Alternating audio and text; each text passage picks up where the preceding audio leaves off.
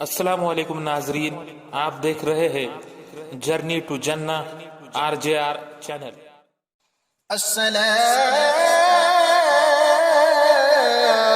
خير من النوم،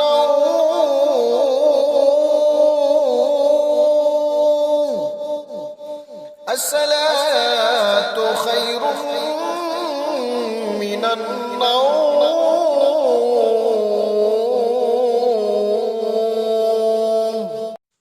بسم اللہ الرحمن الرحیم۔ دوستو، آج ہمارا عنوان اور ٹاپک ہے یاجوج اور ماجوج۔ سب سے پہلے ہم یہ جانتے ہیں کہ یاجوج ماجوج کون ہیں۔ تو ہم آپ کو بتا دیں کہ حضرت نوح علیہ السلام کے بیٹے حضرت یافس کی اولاد میں ایک سلسلہ چلا اولاد کا، جن کو یاجوج ماجوج کہا جاتا ہے۔ یہ صرف ایک یا دو لوگ نہیں ہیں جیسا کہ نام سے ظاہر ہے۔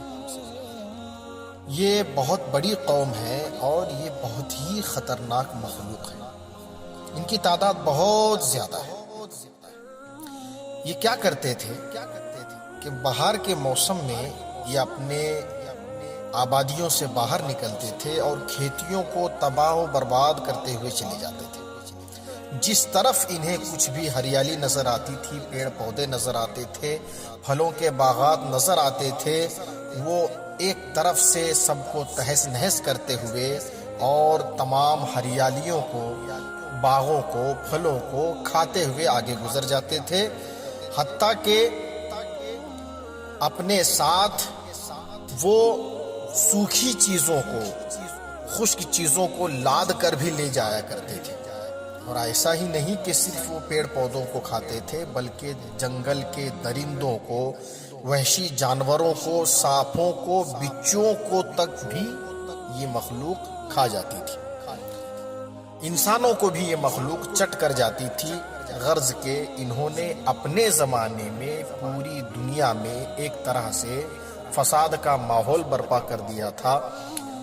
اس وقت کی قومیں، یعنی عام آبادیاں انسانوں کی، ان سے بہت زیادہ گھبرائی ہوئی تھی، کیونکہ یہ لوگ انسانوں کو بھی کھاتے تھے اور درندوں اور جانوروں سے بھی یہ نہیں گھبراتے تھے، انہیں بھی کھا جاتے تھے۔ یہ زمانہ تھا حضرت ذوالقرنین کا۔ اب آئیے یہ جانتے ہیں کہ حضرت ذوالقرنین کون ہیں۔ تو ان کا اصل نام تو اسکندر ہے، اور انہوں نے ہی اپنے نام سے ایک شہر موجود ہے۔ مجھے تم لوگوں سے سامان نہیں چاہیے، مجھے تم لوگوں سے مال نہیں چاہیے، ہاں البتہ مجھے تم لوگوں سے اس طور پر مدد چاہیے کہ جو بھی کام میں اس سلسلے میں تم لوگوں سے کہوں گا وہ تمہیں کرنا پڑے گا۔ بہرحال لوگ پریشان تھے، انہیں خوشی اس بات کی تھی کہ حضرت ذوالقرنین اس بات پر راضی ہوئے، اور لوگ اس بات پر تیار ہوئے کہ ہم آپ کی ضرور مدد کریں گے، اور عرض کی کہ آپ جو بھی حکم فرمائیں گے، آپ جو بھی کرنے کے لیے کہیں گے، ہم اسے خوش دلی کے ساتھ کرنے کے لیے تیار ہیں۔ اب جو سب سے پہلا مرحلہ تھا، جو سب سے پہلا کام تھا، وہ تھا کھدائی کا۔ دیوار بنانی تھی، اس کے لیے بنیاد کا کھودنا بھی ضروری تھا۔ اب دیوار بنانے کے لیے کھدائی شروع ہو گئی، اور حالات یہ ہوئے، جب دیوار کی کھدائی شروع ہوئی تو کھدائی اتنے نیچے تک کی گئی کہ زمین میں پانی مل گیا، یعنی پانی جہاں پر زمین میں عموماً ہوا کرتا ہے وہاں تک وہ بنیاد کھودی گئی۔ اب کیا ہوا؟ اب اس میں تانبا پگھلا کر کے اس میں ڈالا گیا، اس بنیاد میں، اور پتھر ڈالے گئے اس میں۔ اس طرح سے پتھر بڑی مضبوطی کے ساتھ اسی خندق میں، اسی بنیاد میں 96 میں تفصیل کے ساتھ۔ اعوذ باللہ من الشیطان الرجیم، بسم اللہ الرحمن الرحیم۔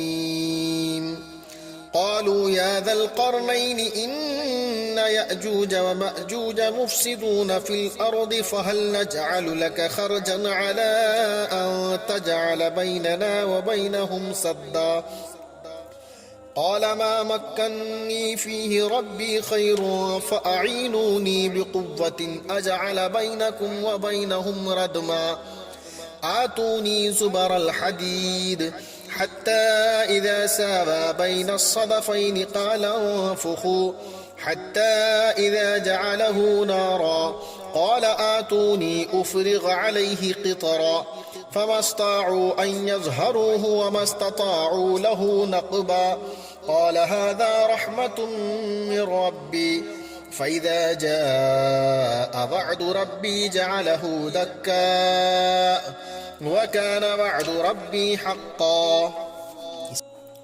ترجمہ ہے، انہوں نے کہا اے ذوالقرنین، بے شک یاجوج و ماجوج زمین میں فساد مچاتے ہیں، تو کیا ہم آپ کے لیے کچھ مال مقرر کر دیں اس پر کہ آپ ہم میں اور ان میں ایک دیوار بنا دیں؟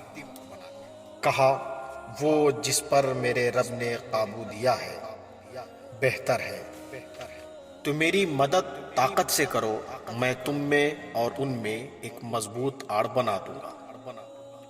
میرے پاس لوہے کے تختے لاؤ، یہاں تک کہ وہ جب دیوار دونوں پہاڑوں کے کناروں سے برابر کر دی، کہا دھوکو، یہاں تک کہ جب اسے آگ کر دیا، کہا لاؤ میں اس پر گلا ہوا تانبا انڈیل دوں، تو یاجوج و ماجوج اس پر نہ چڑھ سکے اور نہ اس میں سوراخ کر سکے. کہا یہ میرے رب کی رحمت ہے، پھر جب میرے رب کا وعدہ آئے گا اسے پاش پاش کر دے گا، اور میرے رب کا وعدہ سچا ہے. قرآن پاک کی آیت کو آپ نے سنا، اس کا ترجمہ سنا. اب آتے ہیں حدیث پاک کی طرف. ہر مسلمان کو یہ معلوم ہونا چاہیے، اور اس کے عقیدے میں سے ایک عقیدہ یہ بھی ہے کہ قیامت کے قریب یہ مخلوق یعنی یاجوج ماجوج دوبارہ اس دیوار سے باہر آ جائے گی.